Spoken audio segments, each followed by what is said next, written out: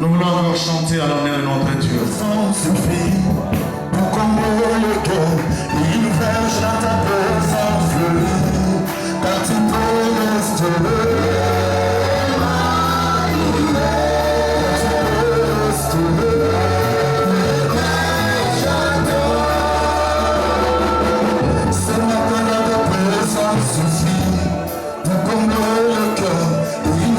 Dans ta présence fleurie, car tu peux restaurer.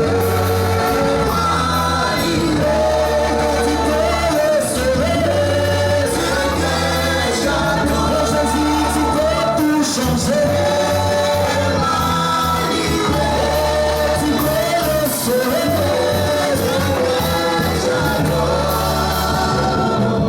Ce moment dans ta présence suffit pour combler le cœur. Une vache dans ta présence fleurie, car tu peux restaurer. Car tu peux restaurer. Tu peux tout changer.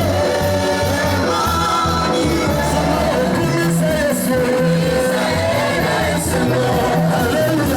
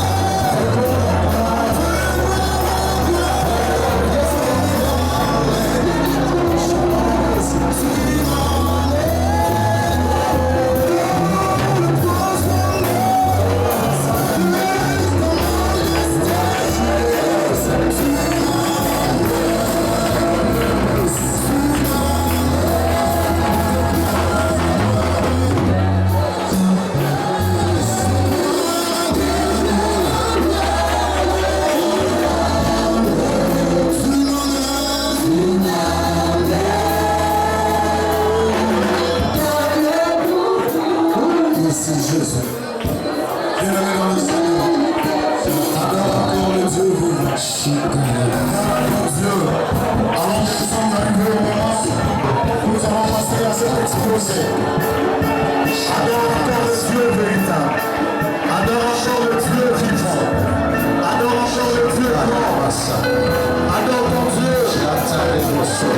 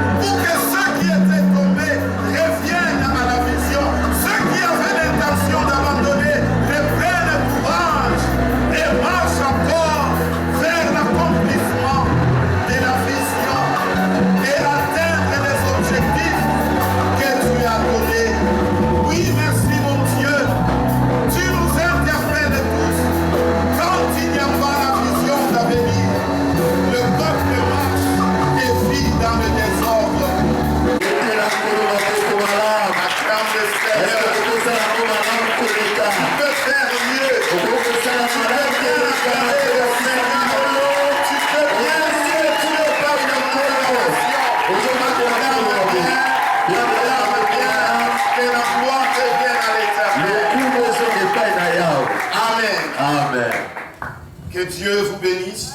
Je vous dis merci d'avoir répondu à cette invitation. Et par cette opportunité, nous disons merci à Dieu. Lui qui nous a donné l'idée de nous réunir en conférence ce matin. Que toute la gloire lui revienne pour cette matinée merveilleuse en sa présence. Nous n'allons pas aller très loin, nous disons merci au révérend pasteur Pascal Kalala. Lui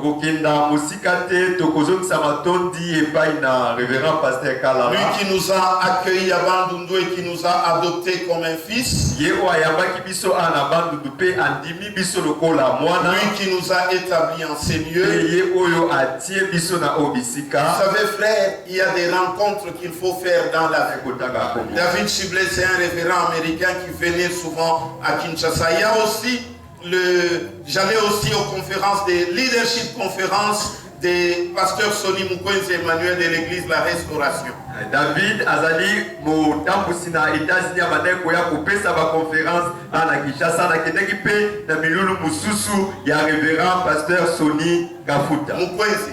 Sonny Mukwenzi, pardon. Oui, j'y allais régulièrement et ça m'a formé dans le ministère.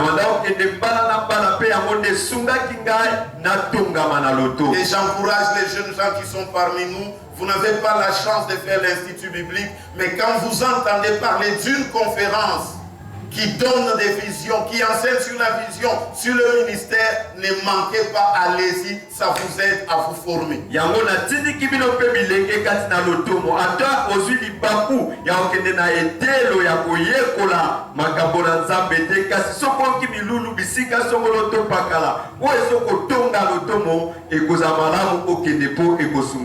Merci à tous d'être venus. Est-ce qu'on peut acclamer le Seigneur? Amen. Amen. Que Dieu vous bénisse. Pourquoi la conférence des leaders des lignes de front?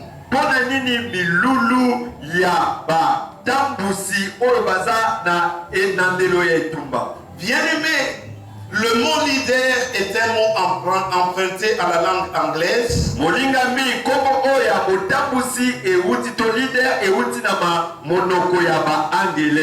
Et ça n'a presque pas un équivalent en français. Mais en français, on peut dire à peu près, on peut les traduire par conducteur,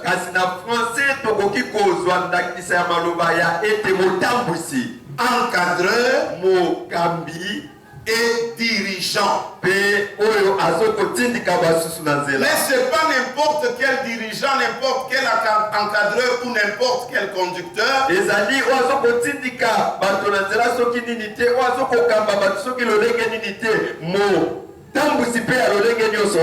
Mais un leader, c'est un dirigeant qui a une influence positive ou négative sur les gens qu'il conduit.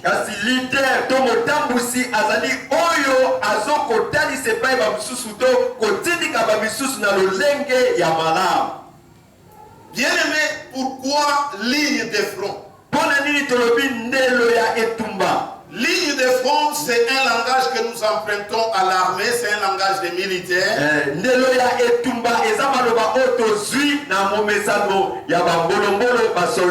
Les lignes de front, ce sont les soldats qui sont dans la première colonne et qui font face à l'ennemi.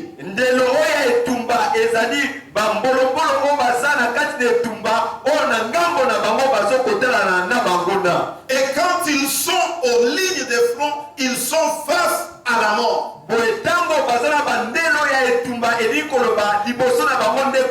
Il suffit d'une balle bien visée, bien ajustée, il meurt.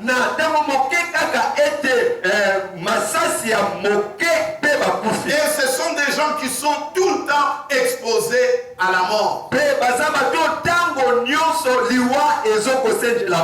Il y a une autre catégorie de soldats des lignes de front, ce sont les fantassins. Les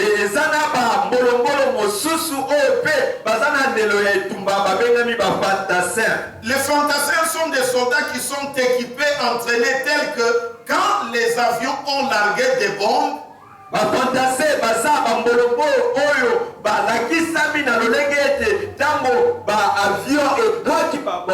eux, ils sont maintenant là en train de chercher qui sont les blessés qui peuvent survivre et nous faire du mal. Et leur travail, c'est d'achever ces blessés.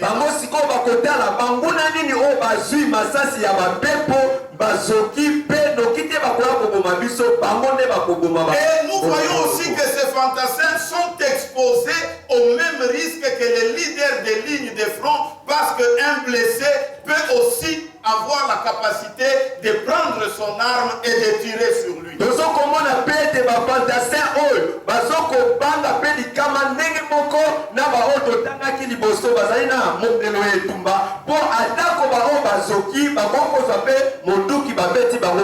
Ainsi, nous avons dans nos églises des frères, des sœurs, des pasteurs et des révérends qui sont à la ligne de front.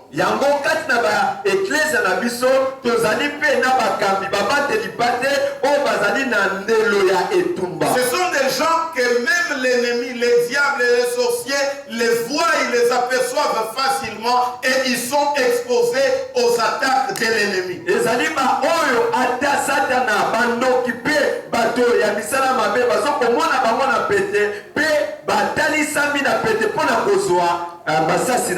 Et quand nous parlons des lignes de front, nous voyons ceux qui sont debout devant. boetam tozo kolobela ndelo ya etumba tozo komona bayebaza ya côté le mapeli boso. Mais le leadership dans l'église ne s'arrête pas seulement sur ceux qui sont debout devant la chair, mais le leadership peut se retrouver aussi dans un frère, dans une sœur qui ne monte jamais à la chair, mais qui a la capacité d'influencer les autres. Tozo kososola ete kati na lingomba ezali kaka te na batambwisi o bazana ndelo ya yambo ya kotelema mpona kotambusa ezala basusu pe o bazana sima bakoki pe kotindika basusu na nzela. Et cela je l'ai trouvé dans le livre de John Maxwell intitulé Leadership 360 degrés. C'est un livre en anglais qui parle de leadership. Boyango na monaki yango kati na buku oyo ya John Maxwell o azokolobela na tina botambusi na 360 degrés. Et il explique, il dit qu'il y a des gens qui ne sont pas qui ne sont pas chefs ou conducteurs, mais qui ont une influence. Il est dans les bancs, ce que lui dit, tout le monde suit. Il donne des orientations, même les pasteurs obéissent. Ce sont des leaders qui ne sont pas aux lignes de front, mais que quelque part là où ils sont, ils peuvent influencer la société. Na buku yango apesi ndakisa ya batambusi mususu atako bazana ndelo ya yambote bakambi ya yambote kasi kati na sima bakoki kotindika pe basusu ata pe mobateli pate akoki koyoka bango alandi bango pe makambo eke liboso. C'est à vous frères de voir, c'est à vous pasteurs, c'est à vous maman pasteur de voir quelle est votre position dans l'église, dans le ministère et quel est votre impact sur le peuple que vous conduisez. Ezali na yonde ndeko papa to mama motambusi songolo to pakala otala bipai wapi ozwami pe na lolenge nini ozokotambusa. Pourquoi parler de la vision? Pona nini tokolobela na tina na emonise? Parce que dans Proverbe chapitre 29 verset 18, pona tina ete na mokanda ya masese bokapo ya zomi na mwambe 28 verset 10 et 29 verset 18.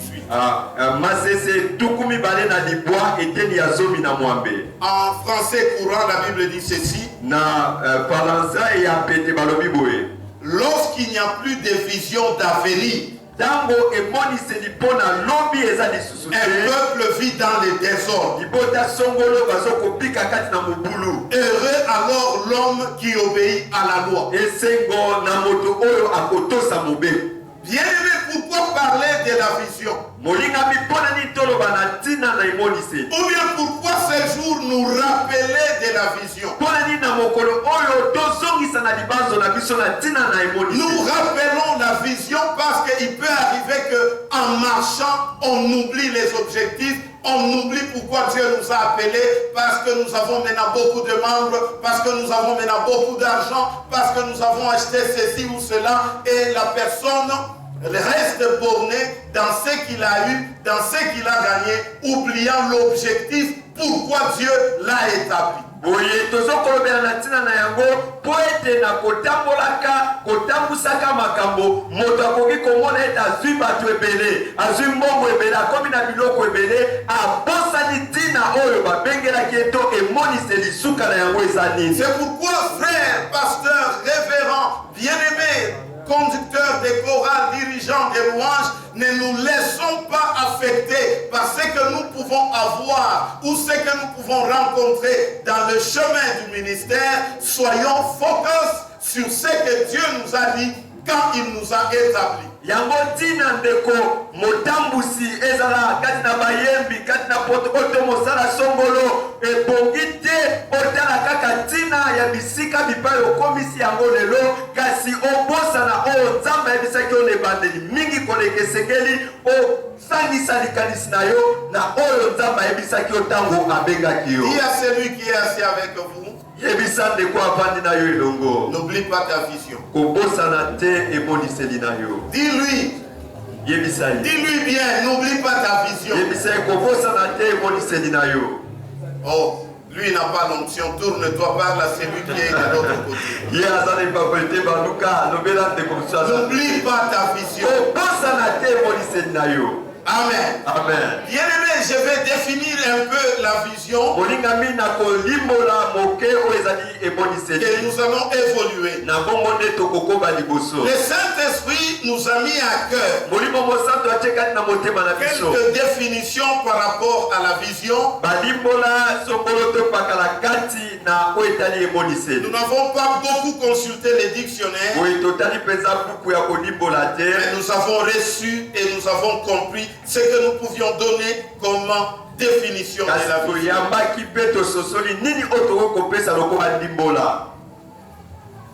Nous avons dit la vision, c'est l'image mentale de la destinée.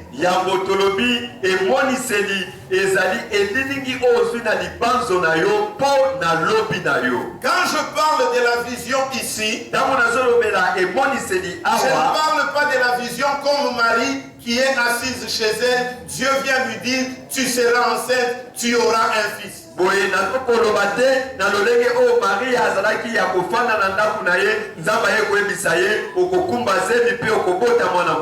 quand je parle de la vision ici, je parle à un pasteur, je parle à un frère, je parle à une soeur, je parle à un père de famille, je parle à une mère de famille.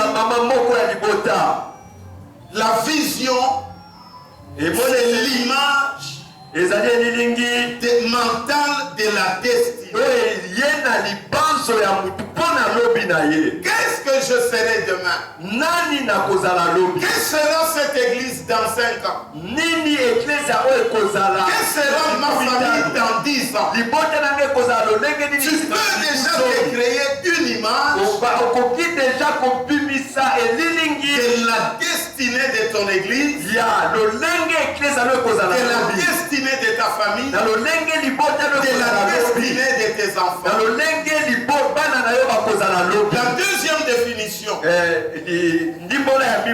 la vision, c'est l'objectif de Dieu pour la vie de quelqu'un.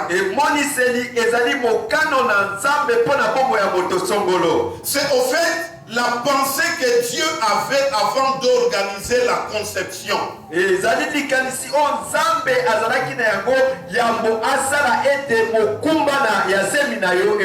cette pensée devient la mission qu'il assigne à quelqu'un pour sa vie. Quel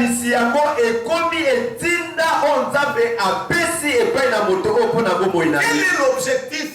Pourquoi tu vis? Qu'est-ce que tu veux atteindre? Et Dieu s'attend à ce que dans ta vie, tu arrives à quelque chose. Et toi-même, tu veux arriver à quoi?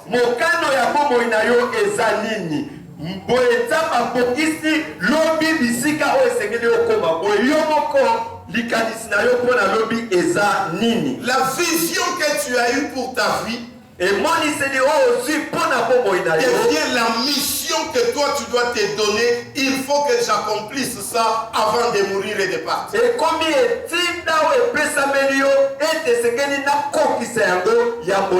La troisième définition, la vision de quelqu'un devient sa raison d'être,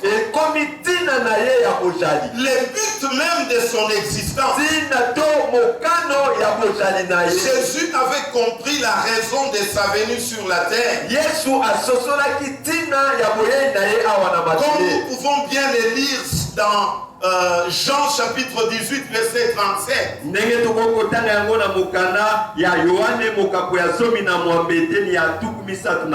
Jean chapitre 18 verset 37. La Bible déclare, Pilate lui dit, tu es donc roi. Jésus répondit, tu le dis, je suis roi. Je suis né et je suis venu dans le monde pour rendre témoignage à la vérité. Quiconque est de la vérité écoute ma voix. La vision de Jésus est devenu le pourquoi de sa vie. Il dit à Pilate, je suis né et je suis venu dans le monde pour rendre témoignage à la vérité. Bien-aimés frères, Sœur, est-ce que nous pouvons nous demander, nous poser cette question? Jésus a découvert le pourquoi il est venu sur la terre. Et il a accompli jusqu'à ce qu'il est mort. Rendre témoignage à la vérité. Tu es pasteur, révérend, tu es frère, conducteur des chorales, conducteur d'intercession, dirigeant de l'école des dimanches, chef des protocoles. Quelle est la mission que Dieu t'a assignée en te mettant à la tête de cette organisation? Mokambi, mobateli pate, mokambi ya intercesseur, ya protocole, ya bayembi, ya mosala songo mokati na lingomba, likanisi nini, nzamba pesa kiota kwa chaki yo liboso na batozo kamba. La vision, c'est le fardeau que Dieu dépose dans le cœur de quelqu'un par rapport à son œuvre.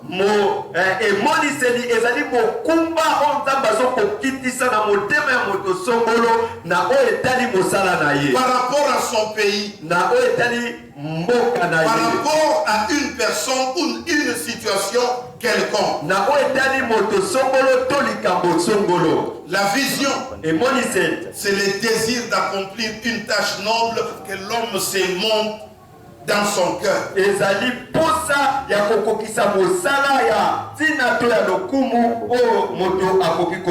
La vision, c'est le feu qui brûle dans le cœur de quelqu'un et qui lui enlève la paix, lui enlève le sommeil, qui lui coupe l'appétit jusqu'à ce qu'il va accomplir la mission que Dieu lui a donnée. Et nous voyons Jérémie, il a tout arrêté jusqu'à ce qu'il accomplisse la mission pour laquelle Dieu l'a.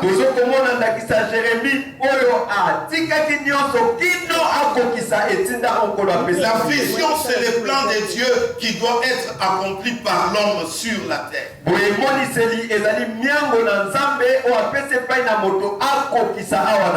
Quand je parle de la vision, je me souviens du communiste.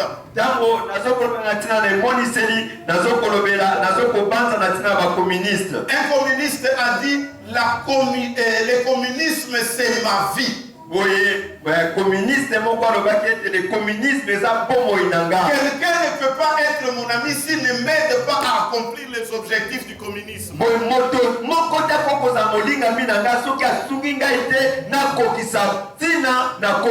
Quelqu'un ne peut pas être mon frère, quelqu'un ne peut pas être ma femme, quelqu'un ne peut pas être mon épouse, quelqu'un ne peut pas marcher avec moi s'il ne m'aide pas à réaliser les objectifs du communisme.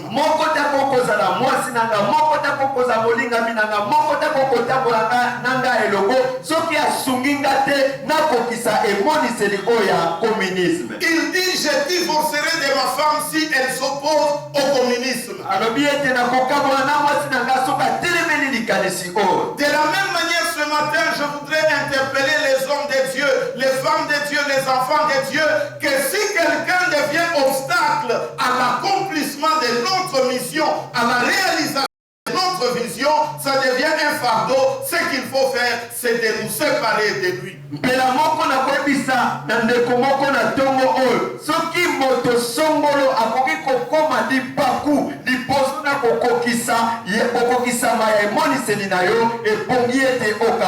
Parce que la vision, c'est Dieu qui t'a donné pour son œuvre.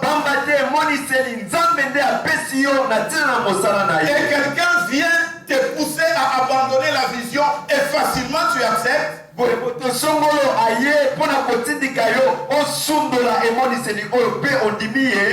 Attachons-nous à cette vision que Dieu nous a donnée pour que nous puissions arriver à l'accomplissement de l'objectif de Dieu. Bien-aimés frères et sœurs, écoutez que chaque délai et chaque vision a un délai. Et le délai, c'est la vie de l'homme sur la terre.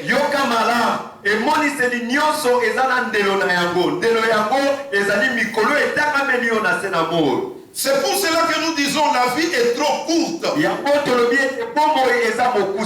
Mais l'homme est détruit. Pendant que l'homme s'imagine avoir encore tout le temps devant lui, la mort ou la maladie peuvent le surprendre et l'empêcher d'accomplir sa vision.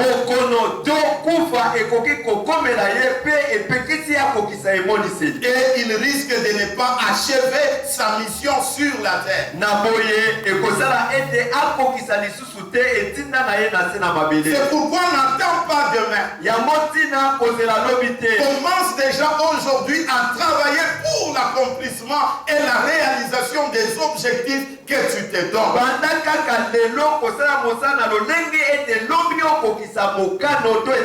Ne remets pas à demain ce que tu peux faire aujourd'hui. Dans le ministère, dans les services de Dieu, s'il vous plaît, hommes de Dieu, femmes de Dieu, enfants de Dieu, on ne reporte pas à demain ce qu'on peut faire aujourd'hui.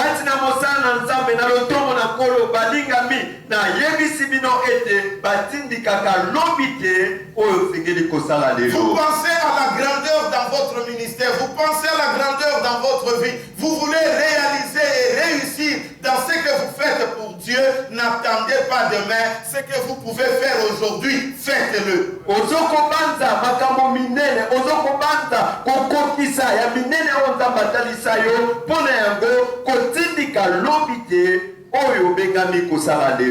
Quelle est l'importance de la vision? Alléluia. Amen. Nous nous sommes dit que quand il n'y a pas de vision d'avenir, le peuple vit dans le désordre.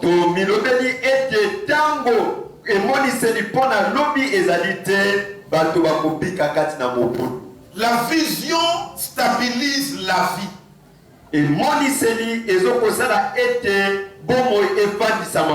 C'est ça l'importance de la vision.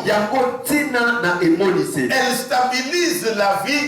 Vous ne vivez pas en désordre. Et le peuple que tu conduis ne vivra pas en désordre.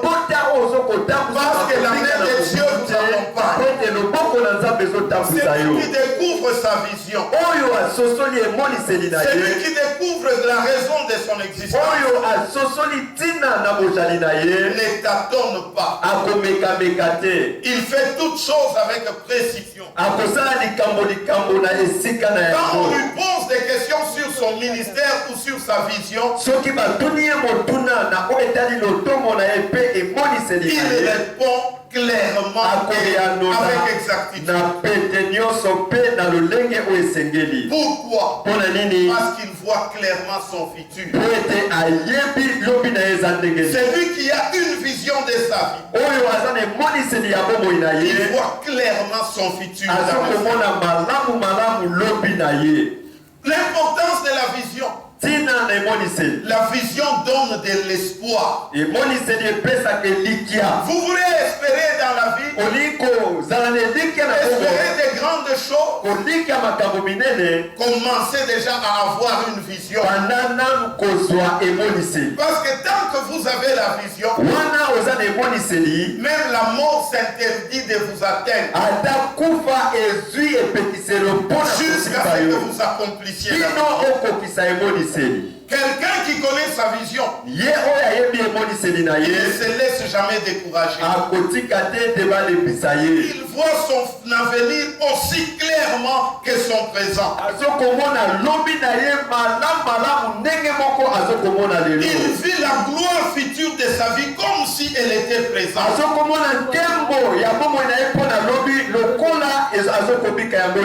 Dans ce cas, la vision devient la capacité de voir le futur avant qu'il ne soit appelé présent.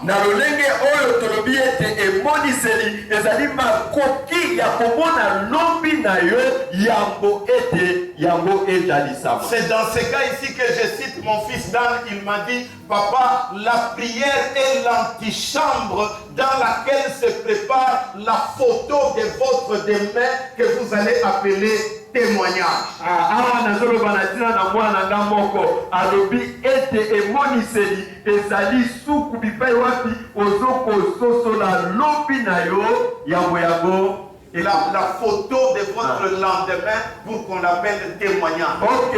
Ozoko pesa yo omona elilingi ya lobi na yo oyo kokoma likatoli. Qu'est-ce qui fait la différence entre les uns et les autres? Ce qui fait la différence entre nous, c'est la grandeur de la vision.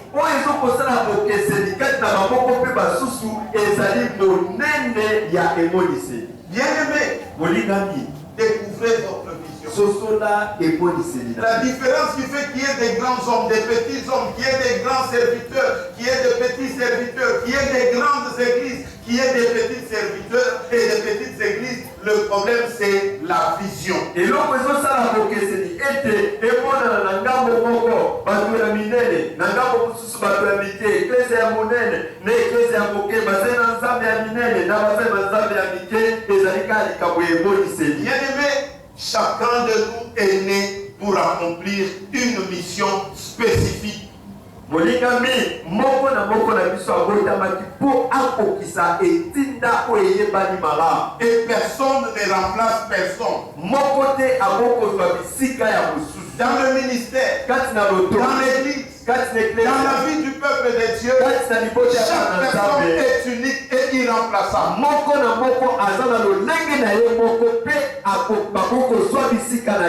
l'époque de Josué, il y avait beaucoup de prostituées à Jéricho. Mais il y avait une prostituée qui avait une mission spécifique. Sa mission était d'aider Israël à conquérir Jéricho. Parce que les espions qui sont venus ne pouvaient pas aller chez une femme mariée.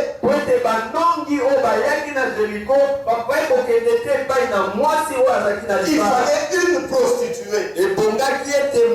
Donc cette prostituée avait une destinée, aider Israël à entrer dans sa mission.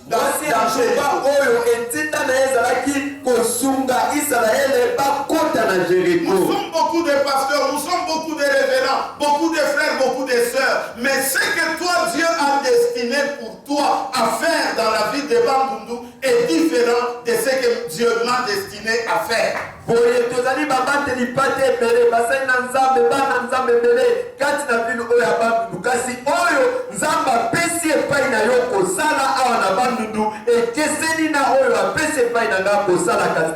Chacun de nous doit être connu pour avoir fait quelque chose de spécial.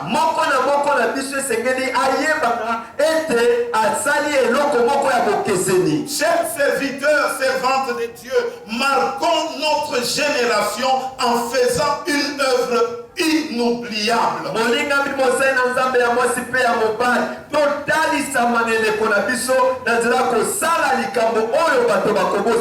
l'époque de Jésus, il y avait des femmes qui avaient des parfums. Beaucoup de femmes pouvaient avoir des parfums. Mais il y a une femme qui était prostituée, qui est venue auprès de Jésus. Elle a cassé sa bouteille. Elle a versé sur les pieds de Jésus. Et Jésus a dit: elekona Yesu ezalaki na basi ebele o bakwa kozala na malasi ya solo kitoko kasi ezalaki na moko wazaki ndumba kasi mana yango ayena malasi pe abuki yango sopi na makolo na Yesu pe Yesu alobi na ye. Et Jésus dira que partout dans le monde entier où la bonne nouvelle sera prêchée, on racontera aussi de cette femme. Yesu alobi ete bipai nyonso na mokili mobimba o sango malamu ekoteyama.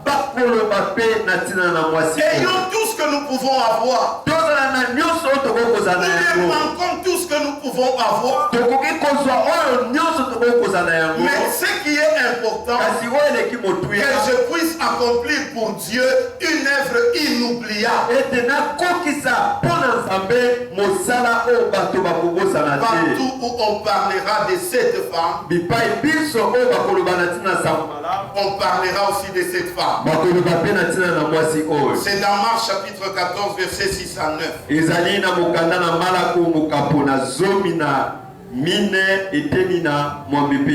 Pourquoi beaucoup de gens échouent?